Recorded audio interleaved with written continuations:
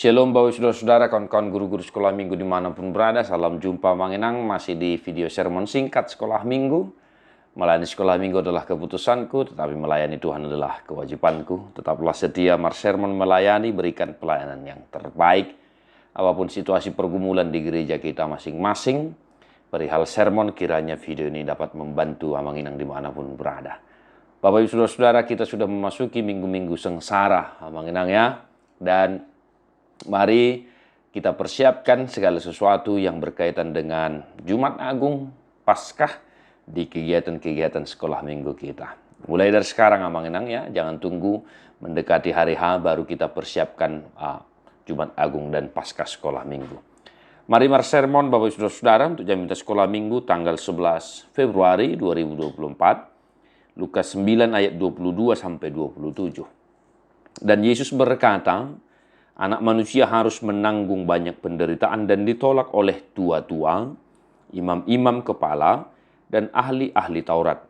Lalu dibunuh dan dibangkitkan pada hari ketiga. Katanya kepada mereka semua, setiap orang yang mau mengikut aku, ia harus menyangkal dirinya, memikul salibnya setiap hari dan mengikut aku. Karena barang siapa mau menyelamatkan nyawanya, ia akan kehilangan nyawanya. Tetapi barang siapa kehilangan nyawanya karena aku, ia akan menyelamatkannya. Apa gunanya seorang memperoleh seluruh dunia, tetapi ia membinasakan atau merugikan dirinya sendiri? Sebab barang siapa malu karena aku dan karena perkataanku, Anak manusia juga akan malu karena orang itu. Apabila ia datang kelak dalam kemuliaannya dan dalam kemuliaan Bapa dan malaikat-malaikat kudus. Aku berkata kepadamu, sesungguhnya di antara orang yang hadir di sini, ada yang tidak akan mati sebelum mereka melihat kerajaan Allah. Demikian firman Tuhan, Bapak Saudara-saudara. Mungkin kita sedikit bergumul menjelaskan teks ini kepada anak-anak sekolah minggu kita. Karena ini perihal pemberitaan Yesus Kristus dan bagaimana seseorang itu yang mengaku percaya kepada Yesus harus memikul salib, menyangkal dirinya Amanginang. Nah, mungkin dalam ruang lingkup anak-anak perihal menyangkal diri masih belum bisa dipahami dengan baik. Bapak Ibu Saudara-saudara, mari kita coba gumuli firman ini. Hal yang pertama yang mau saya ingatkan adalah mari dari teks ini kita mengajak anak-anak kita bahwasanya kita sudah memasuki minggu-minggu sengsara. Mengenangnya minggu-minggu sengsara, walaupun di gereja kita mungkin pertengahan Passion itu belumlah dimulai Bapak Ibu Saudara. Namun kita sudah memasuki minggu Estomihi ya. Mengenang, dan di sini jelas Yesus mengatakan bahwa anak manusia harus menanggung banyak penderitaan.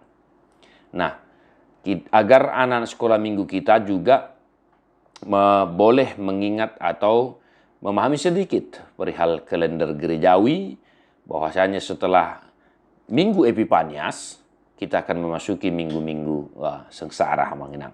Dan inilah pemberitaan tentang penderitaan Yesus Kristus menuju kayu salib ya Amanginang ya.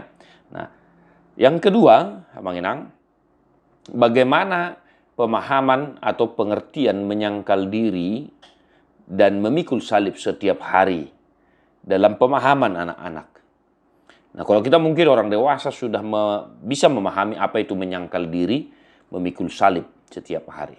Kalau bagi orang dewasa menyangkal diri dan memikul salib adalah bagaimana kita meniadakan diri kita dan patuh kepada kehendak Bapa, kehendak Tuhan dalam kehidupan kita. Nah, salah satu contoh sederhana yang boleh dipahami anak-anak perihal menyangkal diri dan memikul salib setiap hari adalah jangan malu mengaku percaya kepada Yesus Kristus setiap hari. Ya, mengenang ya, jangan malu. Karena di sini juga ada disinggung, barang siapa malu karena aku dan karena perkataanku, anak manusia juga akan malu karena orang itu. Nah, mulai dari anak-anak. Mengenang, kita ajari anak-anak sekolah minggu kita supaya mereka jangan malu mengaku Kristen, supaya mereka jangan minder jika dikatakan Kristen, supaya mereka jangan pernah ya menyangkal Yesus dalam hidupnya dan tidak mengaku bahwa Yesus adalah Sang Juru Selamat. Bapak Ibu Saudara-saudara, doktrin ini haruslah kita ajarkan dengan benar kepada anak sekolah minggu kita. Supaya mereka tetap bertahan, apapun yang terjadi dalam kehidupannya.